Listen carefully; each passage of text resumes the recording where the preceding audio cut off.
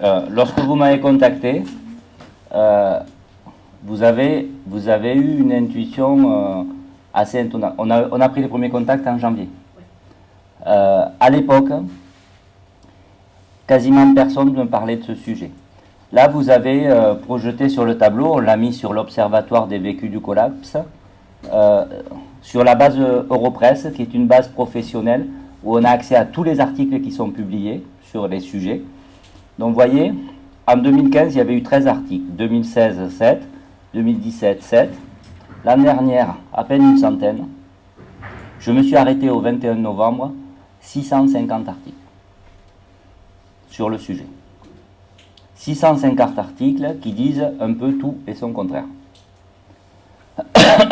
Et il est donc nécessaire de savoir de quoi on parle. Avec Pierre-Éric Sutter, mon co-auteur, avec qui j'ai fondé l'Observatoire des vécus du collapse, on est d'ailleurs en train d'écrire un livre qui s'appellera « N'ayez pas peur du collapse », qui sortira en avril. Et en fait, on a fait un plan assez simple, très basique, en 3 parties, très kantiennes. C'est que puis-je connaître, que puis-je faire, que puis-je espérer. Et vous verrez, à l'issue de cette conférence, et c'est intéressant que j'arrive en deuxième position, c'est que il y a quelque chose qui ressemble à ce qu'on appelle les CFM, les croyances à la fin du monde, qui a été l'objet de votre première conférence. Il y a quelque chose qui distingue la collapsologie des croyances à la fin du monde. Mais malgré tout, vous allez constater que la notion d'espérance, que puis-je espérer, est quelque chose de fondamental. Et tout l'objet, pourquoi nous avons appelé notre livre « N'ayez pas peur du collapse », tout simplement parce que on a fait des études lexicométriques, on a fait des études quantitatives, on vient de finir une enquête nationale sur 1000 personnes partout en France. Et en fait, ce qui est très très inquiétant ou fascinant, je vous le montre. Voilà la représentation sociale de la collapsologie. Donc le noyau central de Vergès, c'est une technique d'analyse. On a des mots comme fin, guerre, apocalypse, un mot que vous connaissez, catastrophe, mort, réchauffement climatique. Et tout autour, on a il faut agir, eau, famine, surpopulation, pollution, effondrement. La nature est en crise, le monde est en danger, il y a des migrations et du chaos, et ça pose des questions de politique, de social et d'individualisme. Et nous, on a décidé d'essayer d'étudier ce que nous nommons entre nous la narration collapsologique. La narration collapsologique, c'est le discours qui, à partir de connaissances scientifiques, génère une représentation du monde. Donc, pour que vous sachiez ce que c'est la collapsologie, je vais vous faire une brève présentation, rapide, parce qu'en fait, il n'y a pas une théorie de l'effondrement, il y en a plusieurs. En fait, il y a très peu de théories. Des théories, vous allez voir qu'il y a très peu de modèles. Ils sont sectoriels, par secteur d'activité scientifique. Et la science, en général, est prudente et modeste. À partir de là, il y a toute une vulgarisation de plus ou moins bonne qualité et parfois des extrapolations et des visions assez mécanistes du monde. Et ça a un impact sur le grand public. Ça peut générer des peurs. Et les peurs, elles peuvent faire 3 choses. Soit elles peuvent immobiliser, vous êtes sidéré par ce que vous entendez. Soit elles peuvent vous démobiliser, vous êtes totalement abattu et vous n'arrivez plus à vous projeter dans l'avenir. Et soit elles peuvent vous mobiliser, vous vous dites, il est temps d'agir et de me mettre en cohérence avec moi-même et de me poser la question du sens de la vie. Dans l'enquête que nous venons de finir, on a été surpris de constater que 20% des Français connaissaient le terme collapsologie. Et la deuxième surprise, on a posé la question, mais finalement, cette découverte, est-ce que elle vous incite à avoir une nouvelle réflexion philosophique ou spirituelle? 50% des répondants nous ont dit oui. Et il y a le mot nouvelle. C'est-à-dire qu'en fait, il y a une réflexion sur le sens de la vie. Dans les entretiens qualitatifs que nous avons faits, on a constaté un phénomène très intéressant qu'on appelle la métanoïa, et qui pour vous chrétiens s'appelle plutôt une conversion. Conversion du regard, conversion sur le chemin de Damas. Et en fait, les gens s'aperçoivent que ces questions nécessitent une réflexion sur le sens. La collapsologie génère deux phénomènes.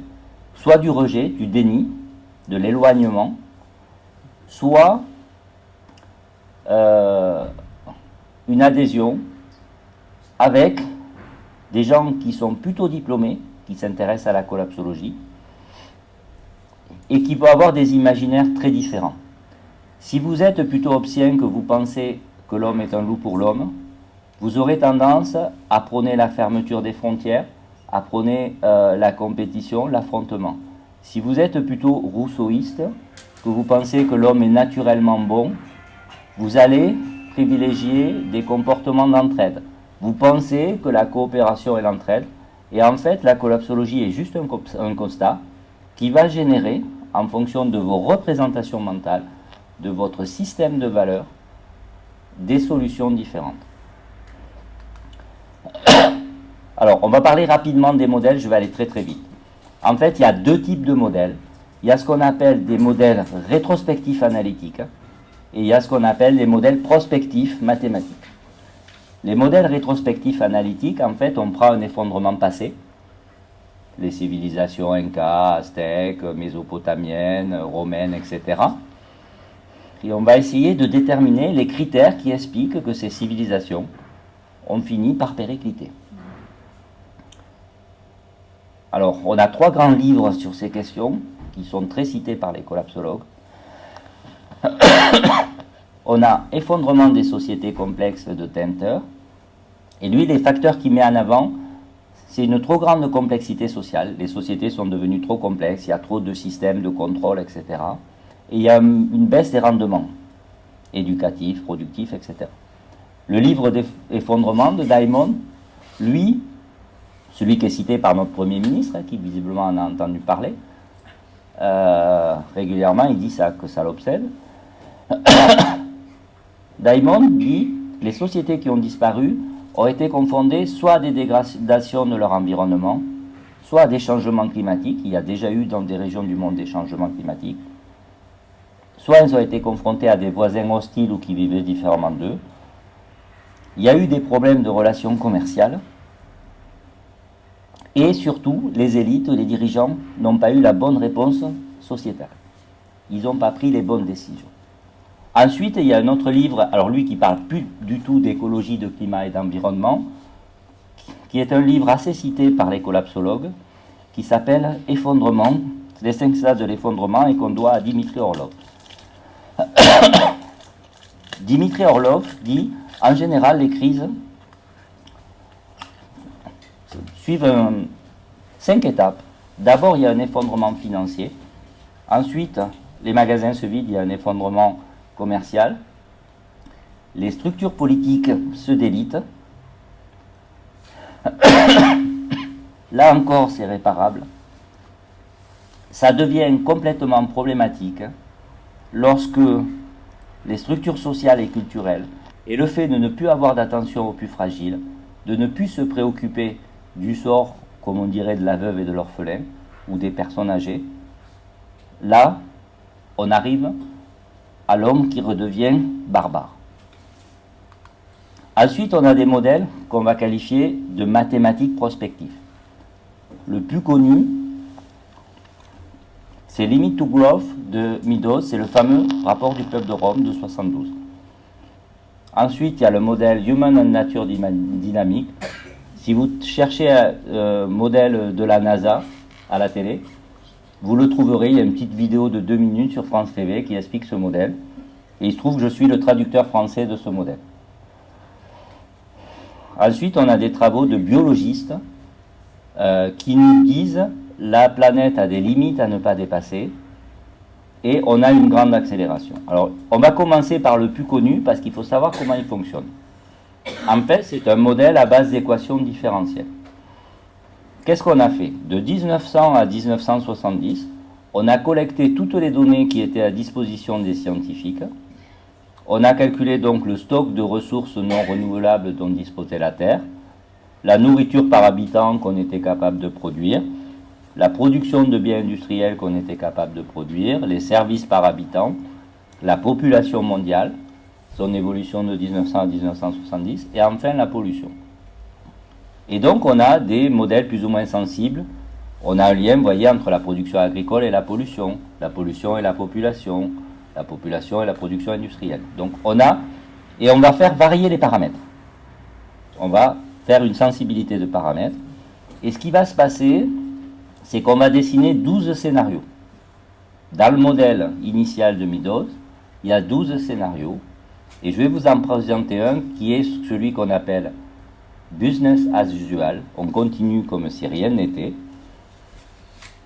Et voilà, en pointillé, ce que dessine le modèle. Le modèle nous dit que notre société va continuer à croître jusqu'à 2025.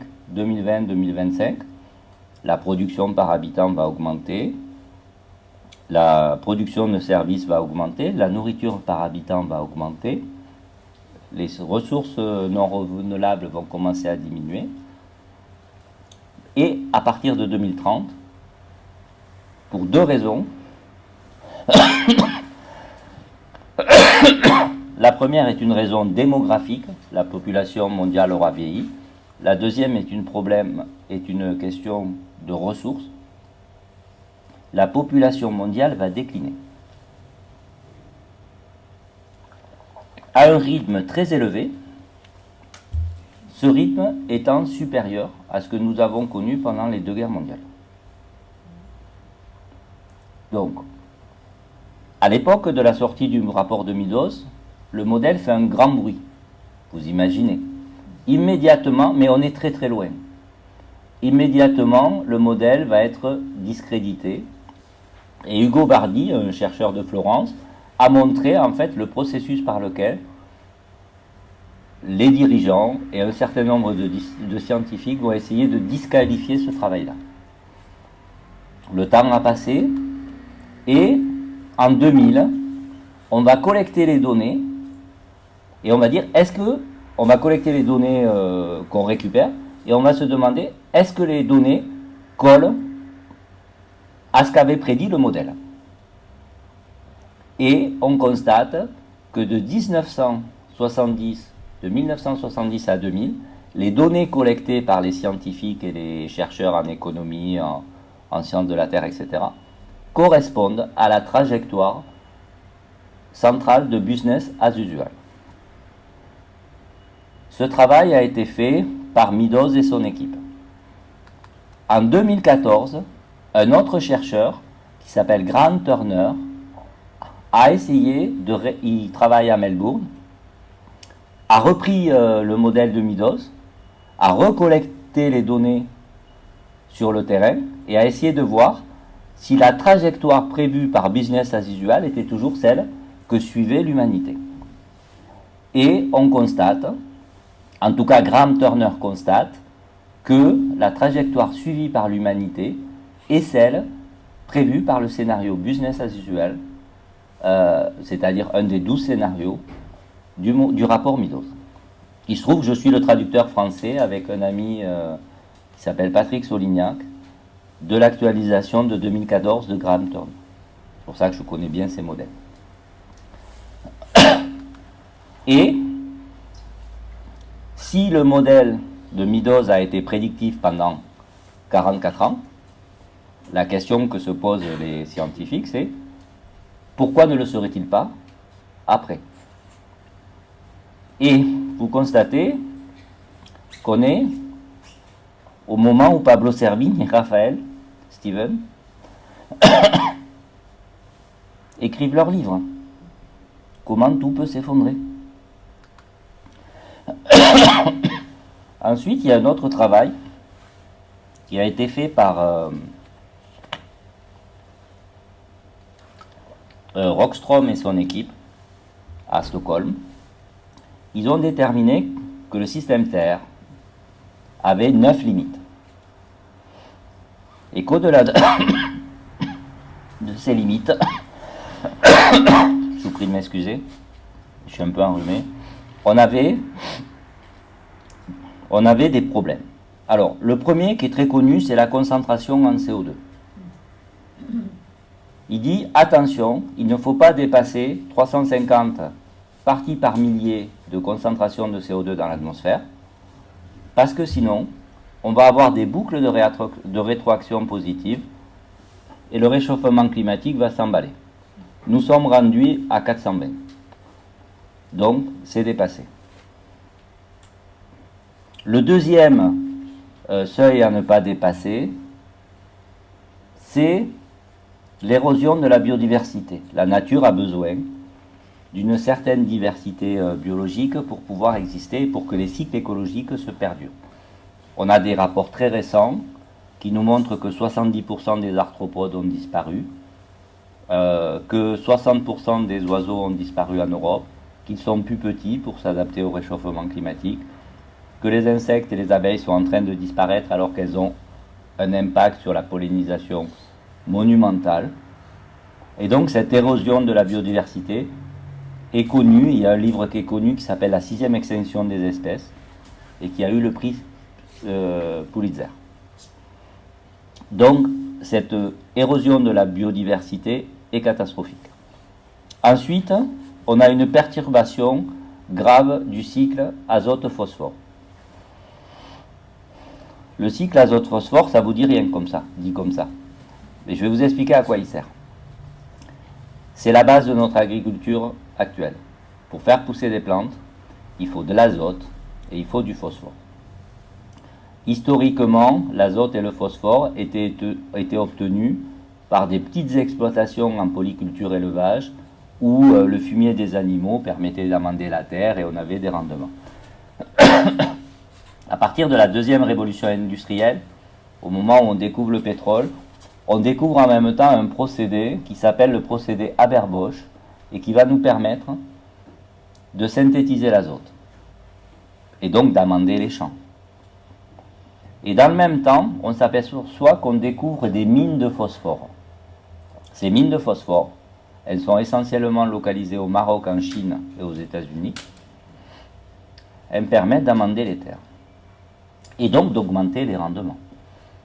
Le problème, c'est que c'est une ressource non renouvelable qui va passer par ce qu'on appelle des pics d'Huber. Oui. Des pics d'Huber. Je vais vous expliquer juste après ce que c'est. Il y a un exemple qui est très connu par les scientifiques, qui est l'exemple de l'île de Nauru, qui est au large de l'Australie. C'est une île qui, dans les années 70, dans laquelle on découvre des mines de phosphore. Les habitants, les Iliens, vont devenir très riches parce qu'ils vendent le phosphore, etc. Mais on va détruire la planète, on va détruire l'île. Aujourd'hui, elle est inhabitable. On a un certain nombre de seuils qui ne sont peut-être pas encore franchis, quoique. C'est la modification de l'usage des sols par l'artificialisation. Aujourd'hui, en France, on a 55 millions d'hectares de terres agricoles. Nous sommes 65 millions, ça veut dire qu'on a moins d'un hectare par habitant. C'est possible dans un modèle productiviste parce qu'on a l'azote et le phosphore. Dans un modèle un peu moins, avec moins d'intrants, et surtout moins d'intrants phytosanitaires liés au pétrole, c'est plus compliqué. On a un gros problème d'utilisation d'eau douce. Pour la couche d'ozone, l'humanité s'est montrée raisonnable en interdisant les CFC, les gaz, les fluorocarbures. On a réussi à maintenir. Et dernier problème, on a un problème d'acidification des océans. Aujourd'hui, on a des études qui nous disent que dans quelques années, dans quelques décennies, il y aura probablement peut-être que des méduses dans l'océan. Or, les réserves halieutiques, les poissons, sont à la base de l'alimentation de 2/3 de l'humanité. D'accord? Donc le tableau que je vous dresse, c'est celui-là. Pour les derniers, pollution chimique, concentration des aérosols dans l'atmosphère, c'est trop complexe à calculer. Donc on n'y arrive pas.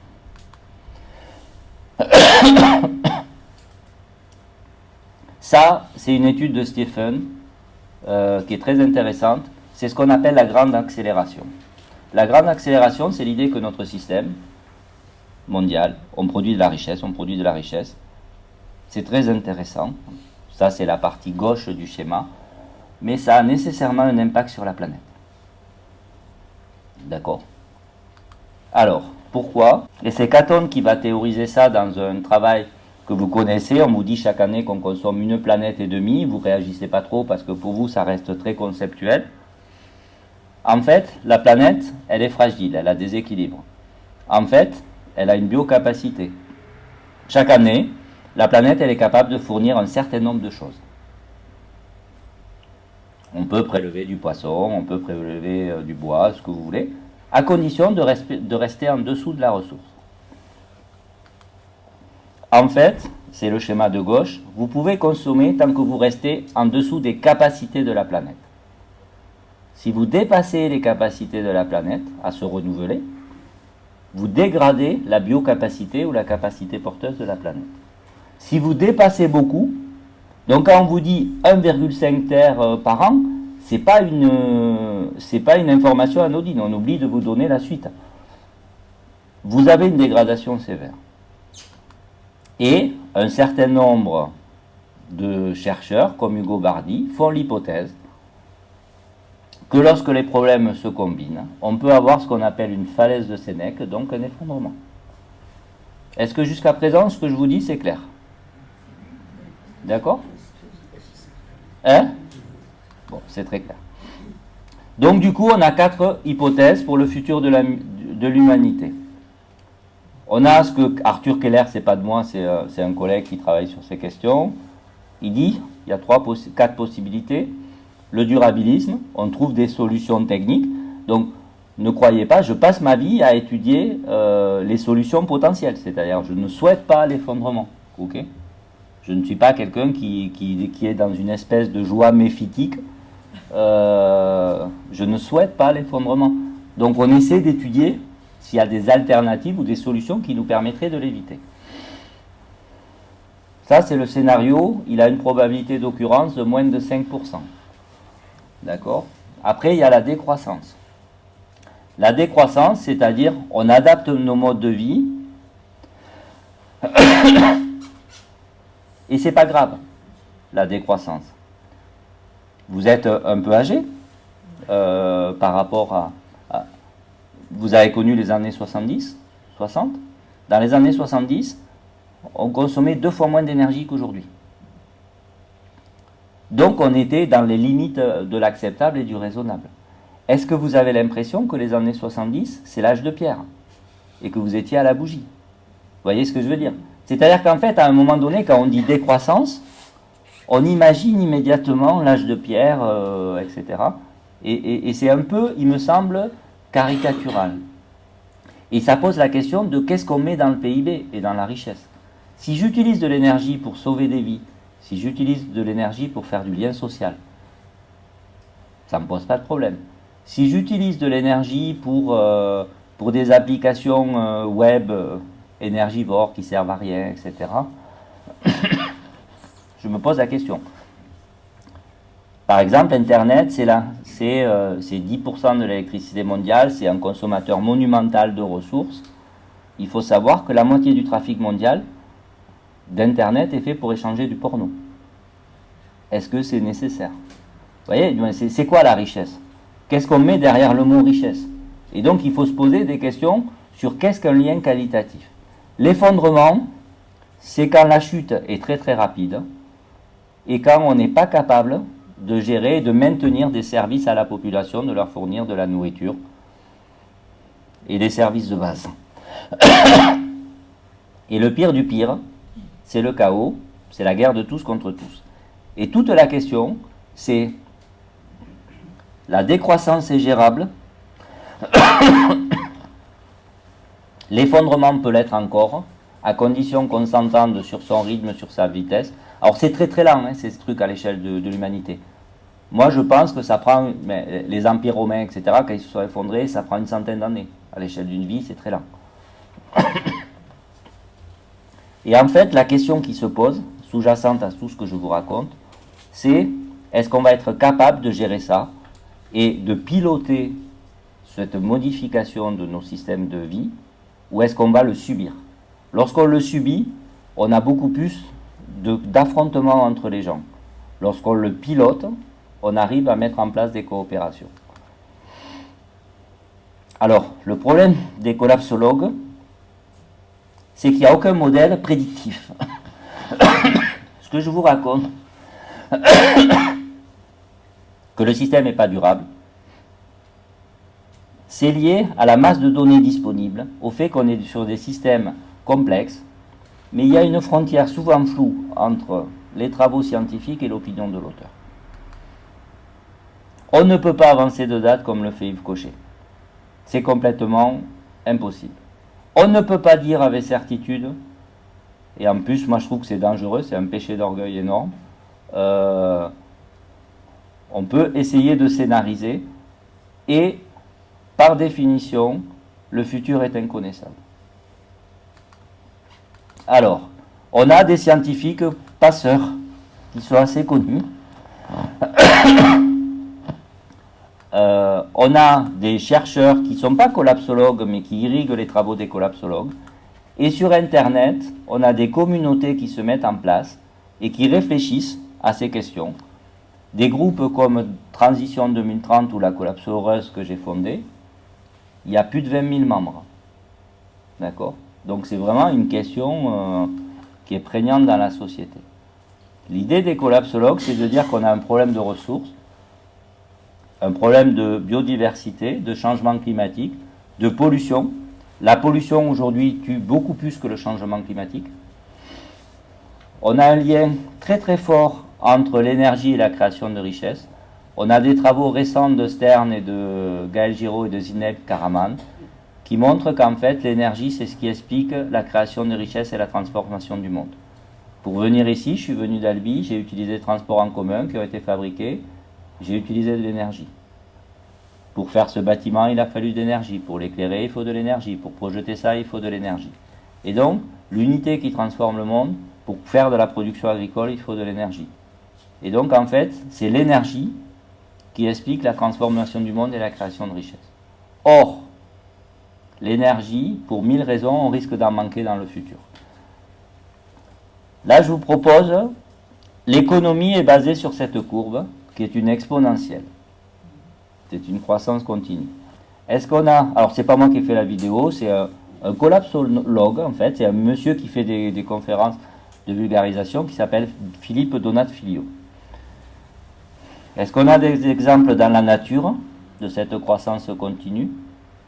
Aucun. Ça n'existe pas. Il n'y a pas de croissance infinie dans un monde fini.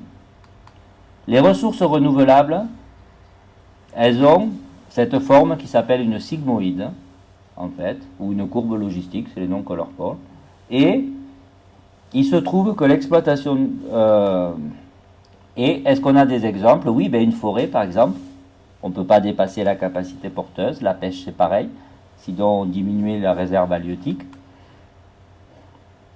Et toutes les ressources non renouvelables qui ont été stockées pendant des milliards d'années sur la Terre,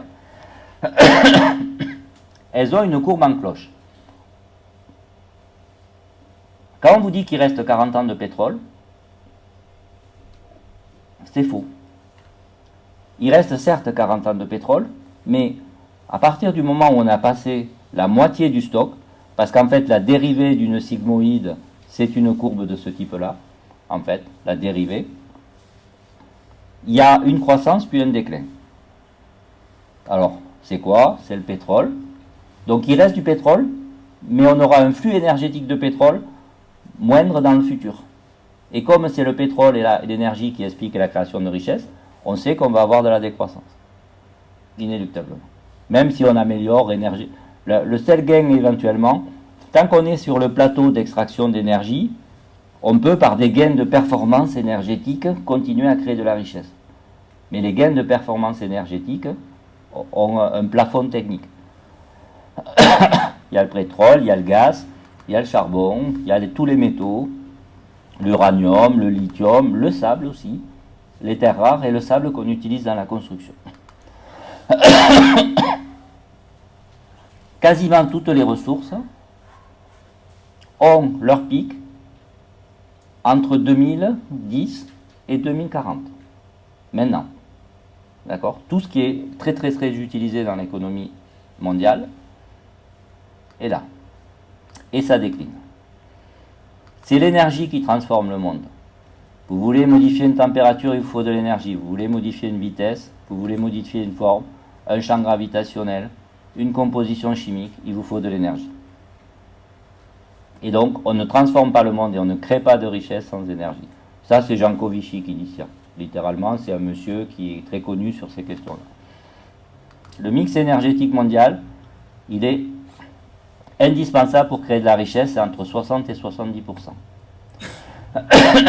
du PIB mondial. On a des travaux, on a utilisé une technique qu'on appelle la co-intégration, en fait, où on essaie de savoir quel est le lien, qu'est-ce qui est premier, le PIB ou l'utilisation d'énergie. Et c'est l'énergie qui transforme le monde. 85% de notre mix énergétique, c'est des énergies fossiles. 15% c'est du renouvelable.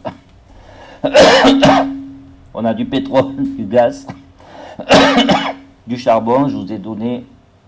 Le problème, c'est que quand on les brûle, ils génèrent du CO2, ils contribuent au réchauffement climatique. Lutter contre le réchauffement climatique, c'est utiliser moins d'énergie fossile, c'est donc produire moins de richesse. Les énergies renouvelables n'ont pas le potentiel de remplacer ces 85%. Elles sont limitées. Pourquoi? Pour des questions de stockage, etc. Et surtout parce qu'elles utilisent des terres rares. Et comme des ressources rares qui sont les terres rares, et les terres rares, elles s'appellent terres rares parce que précisément, elles sont rares. Voilà. On a des problèmes de complexité, on a des problèmes d'interdépendance et de limite de flux. Et les collapsologues développent un vocabulaire spécifique autour des boucles de rétroaction positive. C'est-à-dire qu'en gros, quand une boucle est enclenchée, elle s'auto-entretient. L'augmentation des températures provoque la fonte des glaces. Il y a moins de rayonnement solaire qui est renvoyé vers l'espace. Et donc, ça contribue à l'effet de serre. Pourquoi? Parce qu'il y a moins l'effet albédo est perturbé. On a des gains d'efficacité, on trouve des nouveaux usages, on continue à consommer de l'énergie. Et la consommation d'énergie mondiale, malgré les gains énergétiques, continue d'année en année à augmenter. L'impact sur le grand public, bon, ça va être un peu de tout, du déni, de la peur. Transformation des valeurs, changement de vie, espoir dans des changements de société, engagement politique. On va passer très vite. Et il y a 3 imaginaires. Il y en a qui me semblent plus désirables que d'autres. Est-ce qu'on veut Mad Max ou Walking Dead, c'est-à-dire la guerre de tous contre tous? Est-ce qu'on veut une techno-salvation? Est-ce qu'il y a des solutions techniques qui pourraient nous sauver? Est-ce qu'on peut avoir cette tentation un peu démiurgique? Ou est-ce qu'on va vers des modèles de sobriété, de transition, de lien social? Et c'est toute la question. Et c'est ça que j'étudie moi. Le cœur de mon travail, c'est ça. D'accord? C'est-à-dire cette réflexion sur les imaginaires. Donc, ce que je vous disais, la première étape, c'est que puis-je connaître? Pour pouvoir prendre les bonnes décisions, il faut savoir de quoi on parle. La deuxième étape, c'est que puis-je faire? En fait, il existe tout un tas de modifications qui sont faisables. Et pour ce faire, on utilise 4 critères qui sont très simples. Qu'est-ce qui est facile à faire et qu'est-ce qui est difficile à faire? Il est assez facile de manger un peu moins de viande. Il est très difficile d'isoler sa maison, etc. parce que ça peut prendre du temps, parce qu'il y a des contraintes architecturales, etc. Ça, c'est le premier critère. Le deuxième critère, c'est qu'est-ce qui est rapide et qu'est-ce qui est lent. D'accord? Il y a des choses qui sont très rapides et il y a des choses qui sont très lentes à faire. On n'isolera pas tous les bâtiments en 6 mois. On ne changera pas l'appareil productif en 6 mois. On ne changera pas le système de financement de notre solidarité en 6 mois. C'est long, c'est complexe. Qu'est-ce qui a beaucoup d'impact? Qu'est-ce qui en a moins? Fermer le robinet quand on se brosse les dents, c'est intéressant, mais c'est quelque chose qui peut avoir un faible impact. Manger moins de viande, par exemple. Vous mangez 1 kg de viande par an en moins. 1 kg de viande en moyenne, c'est 15 000 litres d'eau. Vous pouvez prendre tous les bains que vous voulez. Un bain, c'est 160 litres, une douche, c'est 30. Vous voyez? Et donc, en fait, ce qui est très compliqué, c'est de savoir ce qui a de l'impact et ce qui est pertinent. Et ça demande quand même beaucoup de travail. Moi, par exemple, j'ai fait il y a 20 ans une maison écologique en monomure, avec une isolation en laine de mouton, avec un puits canadien, des panneaux photovoltaïques, des panneaux solaires, bioclimatiques. J'ai fait des erreurs. Par exemple, j'ai utilisé de la laine de mouton et pour traiter contre les insectes rongeurs, il y a du sel de bore qui est très polluant. Je ne le savais pas à l'époque. Et donc, j'ai fait un mauvais choix. Il aurait fallu que je prenne du chanvre ou une autre technique. Se poser les bonnes questions, ça demande énormément de logos, c'est-à-dire de réflexion.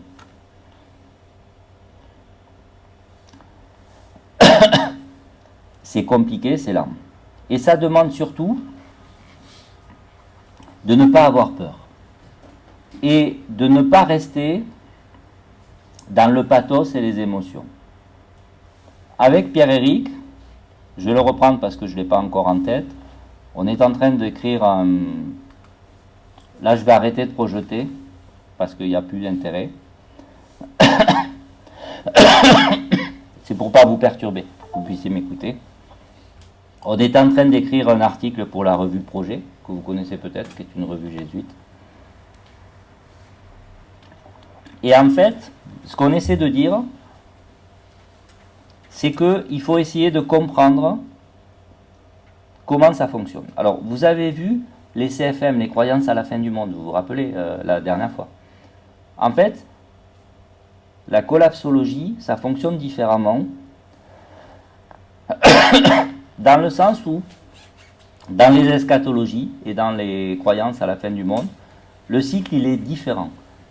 On a effectivement la période chaos, souffrance, détérioration de la société. Ensuite, il y a en général, à peu près dans toutes les eschatologies, une période qu'on appelle le combat final entre le bien et le mal, le triomphe du bien et le jugement. Et ensuite, il y a la salvation de ceux qui ont respecté les préceptes de la croyance ou de la religion, qui proposent en fait cette eschatologie. La collapsologie, ça ne fonctionne pas comme ça. C'est injuste. Il n'y a pas d'orthopraxie possible. Une orthopraxie en langage religieux que vous connaissez un peu, c'est le fait d'avoir le bon comportement. Ortho, correct, et praxis, c'est les pratiques. C'est-à-dire c'est s'aligner personnellement sur une trajectoire qui me permet d'espérer d'appartenir à la première ou à la deuxième résurrection quand on est chrétien. D'accord ? Puisqu'il y a 2 résurrections dans l'Apocalypse. Celle des justes et ensuite le jugement dernier et la parousie du Christ. On s'est aperçu que ça n'existait pas. Mais malgré tout, il y a un espoir dans le discours scientifique et qui est assez intéressant. En fait, c'est 2 imaginaires qui s'affrontent. C'est un imaginaire très technique de la croissance économique qui est confronté à un imaginaire biologique, physique. Et en fait, les deux s'annihilent. Donc on est obligé de reconstruire du sens pour essayer de comprendre ce qu'on va faire. On a constaté dans nos enquêtes, et ça va être le gros enjeu. Alors pour moi, ce n'est pas une catastrophe. Ce n'est pas une catastrophe parce qu'on peut vivre très très bien et en étant très très heureux avec beaucoup moins. Ça s'appelle la frugalité. D'accord ? Ce qui est important, c'est le lien social que je tisse. C'est l'appartenance à une communauté. C'est le fait d'être heureux avec mes semblables. C'est la question entre l'être et l'avoir. Moi, je suis pauvre, techniquement. Ben, pas très pauvre. J'ai grandi très très pauvre. J'ai la particularité d'avoir grandi dans un quartier qui est le 5e le plus pauvre de France. Pour vous donner un ordre d'idée, le revenu par habitant par an, c'est 4 000 euros. 4 000 euros par an. D'accord? Les revenus des transferts sociaux, c'est beaucoup plus. En fait, le quartier, c'est 800 000 euros de revenus du travail, 1,2 million de revenus de transferts sociaux et 1,6 million d'argent de la drogue. J'ai grandi dans ce contexte-là, mais avec des parents merveilleux qui étaient des gens très croyants, très pratiquants. On a toujours eu du pain à table, on n'a jamais manqué de rien, parce qu'on avait de l'amour et qu'on avait un lien social, etc. Mais concrètement, la pauvreté, c'est quoi? C'est la pauvreté matérielle ou c'est la pauvreté des relations sociales et du cœur? Moi, j'ai jamais manqué de rien. Certes, j'ai eu mes premières vacances et ma première voiture à 25 ans, mais je n'ai manqué de strictement de rien. Et j'ai été heureux. Et donc, c'est cette question et c'est ce regard au monde. J'ai quelques amis qui sont dans des communautés religieuses, qui sont techniquement moines, voilà, vivent en communauté. Ils sont dans un dénuement le plus total, mais ils sont dans une joie qui est absolument incroyable. Ils ont une présence au monde qui est absolument incroyable.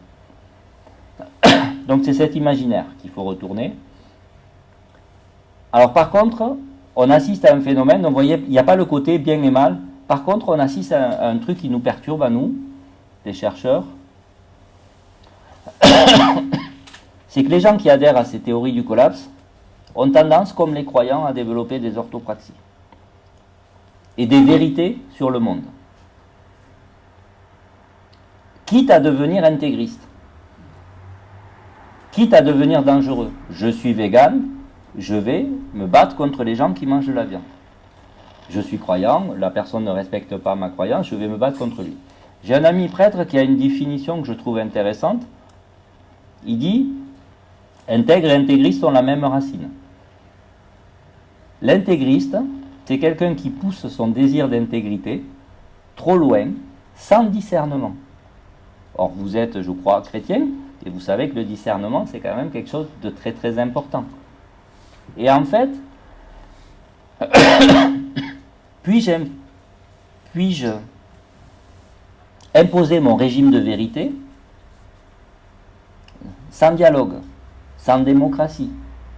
Est-ce que je dois... et en fait, on s'aperçoit qu'ils ont une volonté de conversion qui peut être dangereuse. Heureusement, dans les études, c'est marginal. La plupart des gens restent raisonnables.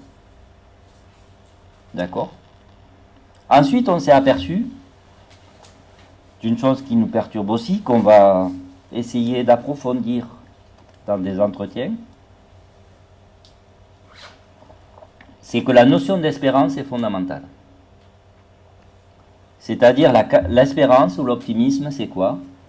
C'est la capacité, malgré l'adversité, malgré la difficulté, à se projeter dans l'avenir et à imaginer des scénarios qui soient désirables.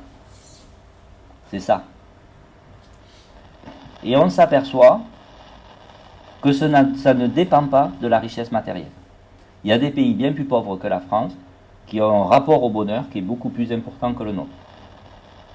Parce qu'ils sont moins pessimistes que nous. Le Bhoutan, qui a inventé le bonheur intérieur brut, est relativement démuni. Si nous vous souhaitons tous vivre comme des Occidentaux, la planète est... Alors on dit souvent, c'est un problème de natalité. Moi je réponds, c'est faux. Je vous explique pourquoi. Les 10% les plus riches de la planète sont responsables de 50% des émissions de CO2 et donc du réchauffement climatique. Les plus pauvres ne sont responsables, les 50% les plus pauvres ne sont responsables que 10% des émissions. Si nous vivons tous comme au Bhoutan, par rapport à la biocapacité de la planète, nous pouvons être 12 milliards sur la planète. Si nous souhaitons tous vivre comme des Occidentaux, on ne peut pas être plus de 3 milliards. Je vous rappelle que nous sommes pas loin de 8 milliards. D'accord? Donc si on veut tous vivre comme des occidentaux, ça veut dire qu'il y a 5 milliards d'individus en trop sur la planète. Qui décide de les éliminer? Si nous souhaitons vivre de manière différente, avec un rapport différent à la nature et au monde, on peut être beaucoup plus nombreux. Donc, le néo-malthusianisme qui se développe, pour moi, n'est pas une solution. Et ce qu'on a constaté aussi, qui est très intéressant, c'est que, pour que ce ne soit pas une catastrophe et que l'espérance perdure, les gens ont besoin de se remettre en action, de se reconnecter à la nature, de mettre les mains dans la terre, littéralement. Le contact avec la terre, mon co-auteur Pierre-Éric est psychologue thérapeute, et souvent, les gens qui arrivent en dépression, une des premières choses qu'il leur dit, c'est fait des petits pas. Donc moi, je culpabilise jamais les gens. Tout ce que vous faites, même si ça peut paraître marginal, c'est important parce que ça vous met en chemin. Ça vous met dans une direction. On s'aperçoit que les gens ont besoin de se réenraciner dans des territoires, dans des collectifs, dans des communautés, et d'expérimenter ce qu'on appelle le low-tech. Le low-tech, c'est des techniques frugales, en fait, qui utilisent peu de ressources et qui sont relativement efficaces. Et aussi, et ça c'est lié à la notion de contrôle,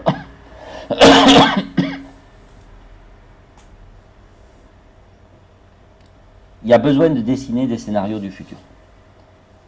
Et c'est là où les croyants ont un petit avantage qu'on est en train de constater, qu'on va approfondir dans les études. C'est que vous avez déjà ça. C'est pas formulé comme ça, mais ça ressemble à ça. Vous avez une eschatologie, donc une espérance dans le futur. Vous avez des orthopraxies, c'est-à-dire des pratiques qui sont plus ou moins indiquées. Vous avez un chemin, vous avez une capacité à vous projeter sur des comportements. L'inconvénient, ça c'est l'avantage de la religion. Potentiellement, la religion, son inconvénient, j'espère que vous n'êtes pas dans ce piège-là, c'est le noueux. Nous sommes sur un régime de vérité, puisque nous croyons à la vraie foi ou au Christ révélé. Et donc c'est notre vision du monde qui est la correcte. Et donc elle est en opposition, un peu potentiellement, lorsqu'on n'a pas une réflexion œcuménique ou sur les fondements, elle peut potentiellement être concurrente d'autres systèmes de valeurs et elle peut être excluante. Et la question, c'est comment on accueille l'autre, dans sa différence, dans son altérité. Voilà. Dans nos enquêtes, on a monté une échelle psychométrique qui va être validée, on espère la publier dans des revues comme Assessment, qui sont des revues assez prestigieuses en psychométrie. On a déterminé 4 profils. L'optimiste passif, il y a des gens qui sont optimistes, des gens qui sont pessimistes. Il y a des gens qui sont actifs et des gens qui sont passifs. L'optimiste passif, c'est celui qui croit à la techno-salvation et qui pense qu'il va y avoir des solutions techniques. Le pessimiste passif, c'est celui qui est dans la dépression. Le pessimiste actif, moi, il ne m'intéresse pas trop parce qu'il est plutôt survivaliste. Je vais essayer de trouver une solution pour sauver moi. Moi d'abord, l'humanité ensuite. Donc je construis un bunker, donc j'apprends des techniques de survie, etc. Et je suis dans une logique non coopérative. Et celui qui nous intéresse le plus, c'est l'optimiste actif. Je suis optimiste quant à la capacité de l'humanité à modifier ses structures sociales et à me mettre en action pour reprendre le contrôle de ma vie. Et ce qui est très intéressant, c'est le processus. Les gens ne restent pas figés. Et ce que nous avons constaté, c'est que les discours sont performatifs. Je m'explique. Performatif, ça veut dire qu'on peut créer quelque part des prophéties autoréalisatrices. Je vous explique qu'on va pouvoir coopérer, qu'on va pouvoir s'en sortir, que l'homme est bon, que nous sommes tous collectivement adultes et matures et que nous avons la capacité de trouver des solutions de résilience. Vous adhérez à mon discours, on va se fédérer, on va trouver des solutions. Je vous explique que l'homme est un loup pour l'homme, que la nature est totalitaire, arbitraire, violente. Vous adhérez à mon discours, on risque d'avoir le chaos. Et donc nous on essaie de réhabiliter cette notion-là, cette idée d'éthique de conviction, éthique de responsabilité. Ça, on doit cette distinction à Weber. L'éthique de conviction, j'ai des convictions écolo, vous l'avez compris. Mon éthique de responsabilité fait que je ne peux pas raconter n'importe quoi. Je ne peux pas... Je dois faire attention à ce que je raconte. Deuxième chose, nous refusons l'heuristique de la peur dans Jonas, qui est l'idée qu'on va faire peur aux gens pour les mettre en mouvement. Je vais vous raconter une anecdote qui est à l'origine de la collapso heureuse,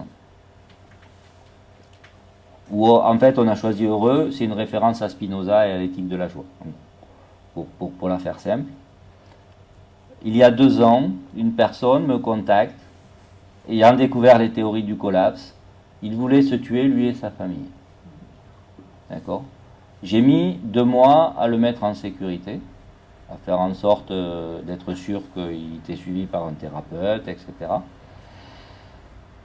Et j'ai donc publié dans un groupe qui était le premier groupe Transition 2030, un témoignage en disant voilà, on a une responsabilité morale à faire attention à ce qu'on raconte. Et je crois que aujourd'hui on est à un carrefour. Nos pouvoirs publics ont conscience de ça quand même. Je travaille avec des organismes d'État qui préparent des scénarios de pénurie, qui se posent ce genre de questions. On ne doit pas effrayer les gens, mais on doit alerter les gens sur la nécessité. Mais ça, pour le faire, il faut accepter que il va y avoir des périodes d'effroi. Il va y avoir des périodes de déni. Et qu'on ne peut pas vouloir à la place des gens.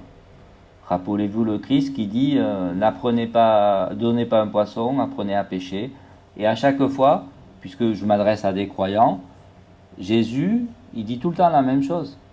Vous savez, moi, en tout cas, moi, chrétien, catholique, la lecture de dimanche, c'est les 2 aveugles qui sont sauvés par Jésus. Et Jésus, il leur dit, voulez-vous être sauvés, etc. Et à chaque fois, Jésus, il ne dit pas, je te sauve. Il dit, va, ta foi t'a sauvé. C'est-à-dire qu'en fait, il faut toujours et strictement respecter le libre arbitre des gens et leur autonomie. Et je pense que j'ai fini et qu'on peut dialoguer.